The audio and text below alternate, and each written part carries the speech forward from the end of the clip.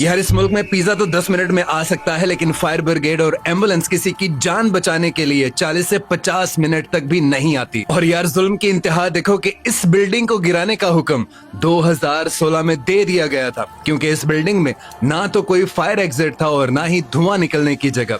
और इस बिल्डिंग का नक्शा इतना वाहियात था कि फायर ब्रिगेड वालों को नॉर्मल रास्ते से एंट्री ही नहीं मिली और उसको पड़ोस की बिल्डिंग की दूसरी मंजिल की दीवार में सुराख करके रेस्क्यू को स्टार्ट करना पड़ा। और इस भयानक हादसे में 16 बच्चों की जान चली जाती है, जिनकी माँ को आप देखो किस तरह रो रो के सिसक सिसक के बिलक बिलक के अपने बच्चों का इंतजार कर रही है। इन सब माओ ने अपने बच्चों को पढ़ने के लिए भेजा था, क्लासेस ले रहे थे। और जुल्म देखिए, जिस क्लासरूम में वो बच्चे थे उसका डोर बायोमेट्रिक से खुलता था, इलेक्ट्रॉनिक था, और जैसे ही आग लगी तो वो बिल्कुल जाम हो गया।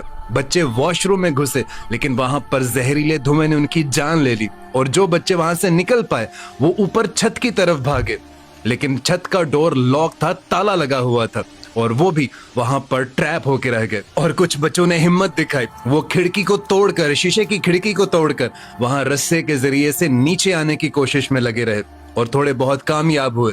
लेकिन मैं हैरान हूं फायर ब्रिगेड को लेकर कि इस आग लगने से पहले ये सिचुएशन थी, यानी आहिस्ता आहिस्ता से आग लगना शुरू हुई। पूरे 40 से 50 मिनट तक फायर ब्रिगेड की वहां पर कोई गाड़ी नहीं आई, कोई एम्बुलेंस नहीं आई, कोई भी इदारे का बंदा वहां पर मौजूद नहीं था। और जब आग ठीक ठाक भड़के मारती हुई बच्चों की जान ले गई, तब ये फायर ब्रिगेड आती है और तब ये रेस्क्यू का अमल स्टार्ट होता है। और यार मैं इंडियन गवर्नमेंट से कहना चाहूंगा कि माएं अपने बच्चे इसलिए पाल पोस कर बड़े नहीं करती कि आपकी नाअहली की वजह से उनका बच्चा इस तरह के किसी दर्दनाक हादसे का शिकार हो जाए और आप आकर ये अनाउंस करें कि 4 लाख रुपया कंपनसेट किया जाएगा, आपका बच्चा इस दुनिया से चला गया। माएं इसलिए बच्चे पैदा नहीं करती।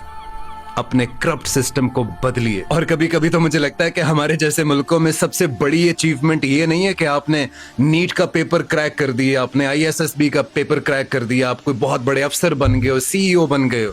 सबसे बड़ी अचीवमेंट आजकल हमें ये लगती है कि भाई आप सुबह घर से जाओ और रात को घर सही सलामत वापस आ जाओ। ये आपकी सबसे बड़ी अचीवमेंट है।